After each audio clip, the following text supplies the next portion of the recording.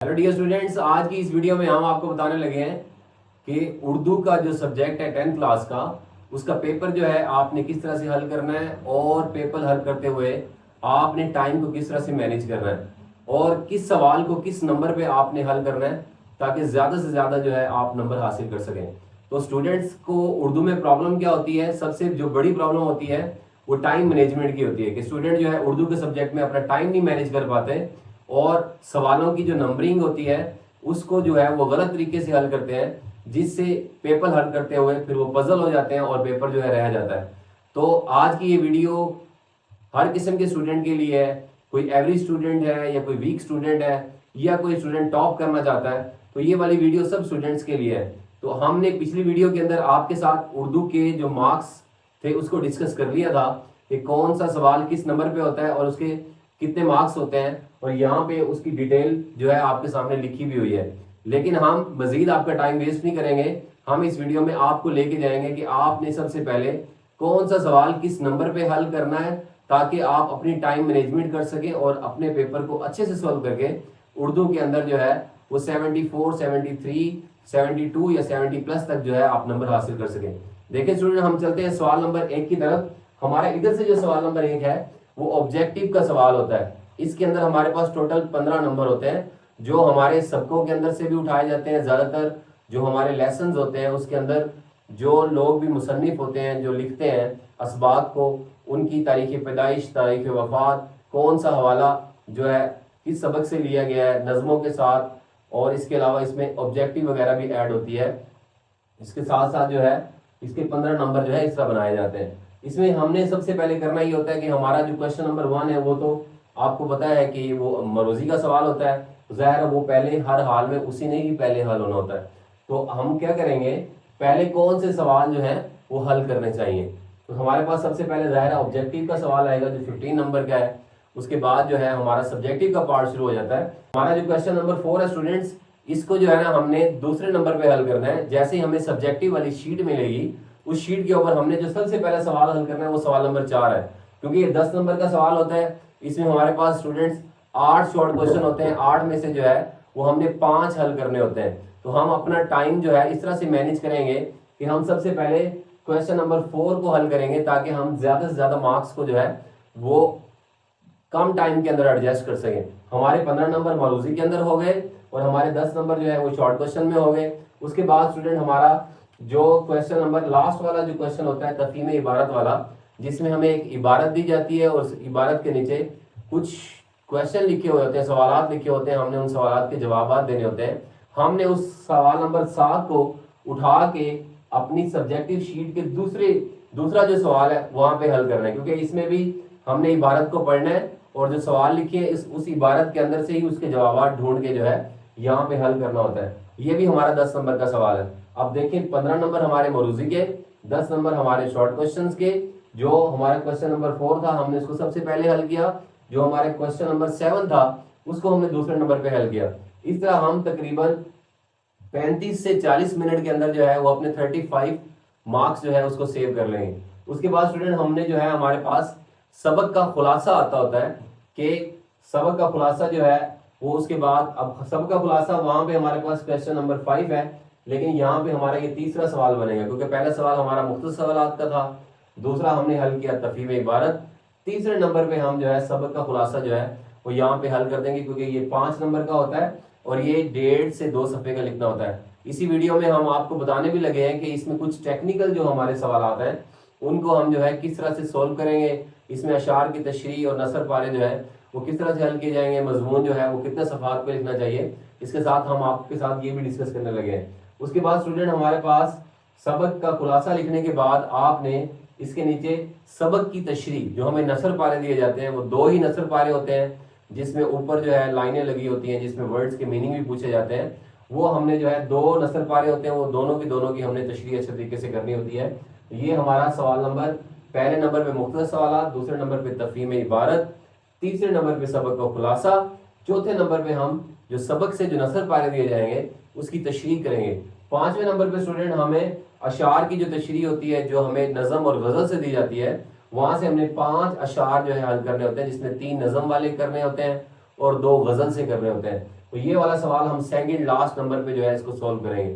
Last میں ہم نے جو ہمارا مضمون ہوتا ہے جو 15 مارکس کا ہوتا ہے اس وجہ سے ہم اس کو حل کریں گے تاکہ ہمارے پاس جتنا بھی ٹائم بچ گیا ہے ہم اپنا مضمون جو ہے اس کو اچھے طریقے سے جو ہے وہ مینیج کر سکیں.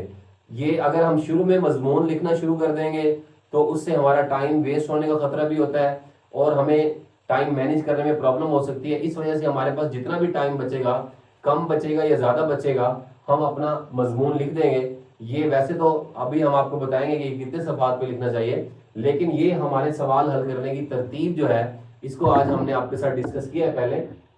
پہلا سوال مروزی والا ہے, ظاہر ہے یہ تو پہلے نمبر پہ ہی حل ہوگا, یہ لازمی ہوتا ہے.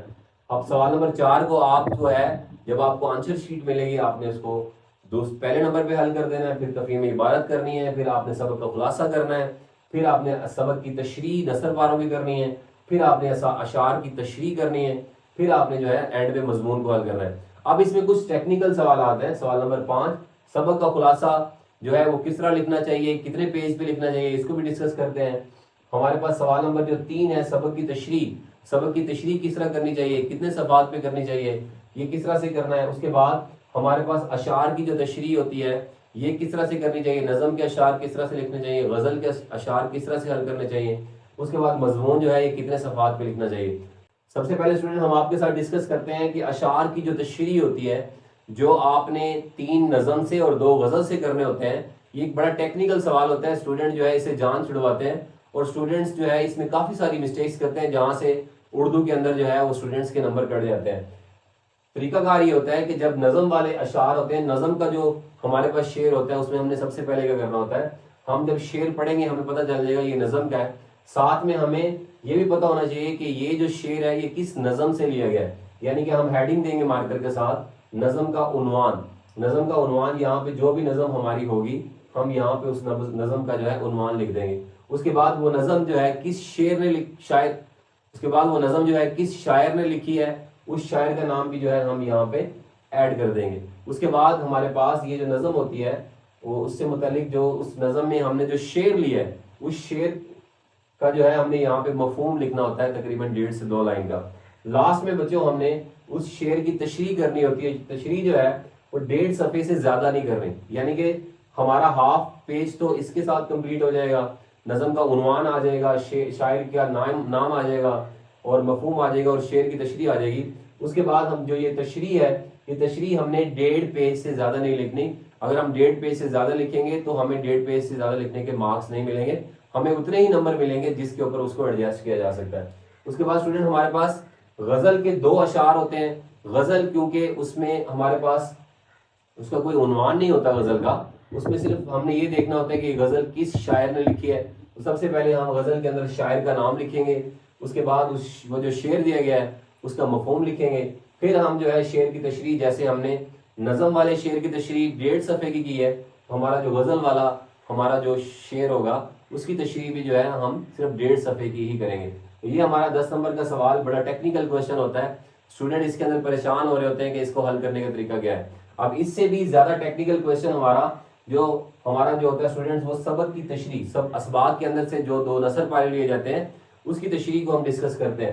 اسٹوڈنٹ اس کے اندر نثر پاروں کی تشریح میں ہمارے پاس نثر پاروں کی تشریح میں سب سے پہلے یہ سوال سے شروع کریں.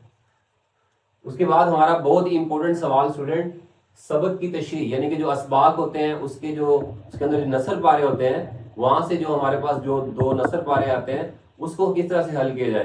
تو اسٹوڈنٹ ہمارے پاس جو ہے سب سے پہلے دیکھیں نثر پاروں کی تشریح میں وہ جو ہمارے کویشچن پیپر میں عبارت دی جاتی ہے اس عبارت کو ہم یہاں پہ چھوٹا سا لکھیں گے تاکہ ایگزامینر کو یہ پتا ہو کہ آپ جو ہے کون سی عبارت کو سولو کر رہے ہیں. اس عبارت کو ہم تھوڑا سا یہاں پہ لے کے آگے جو ہے چھوٹے چھوٹے سے ڈاٹس لگا دیں گے. اس کے بعد ہم نے حوالہ متن لکھنا ہوتا ہے. حوالہ متن کے اندر ہمارے پاس کیا کیا آتا ہے, ہم نے دیکھنا ہے کہ ہم نے جو سبق پڑھے ہیں یہ ہمارے پاس جو عبارت دی گئی ہے یہ نثر پارہ دیا گیا ہے یہ کس سبق سے لیا گیا ہے. تو ہم یہاں پہ ہیڈنگ دیں گے مارکر کے ساتھ سبق کا عنوان, تو ہم اس سبق کا عنوان لکھیں گے.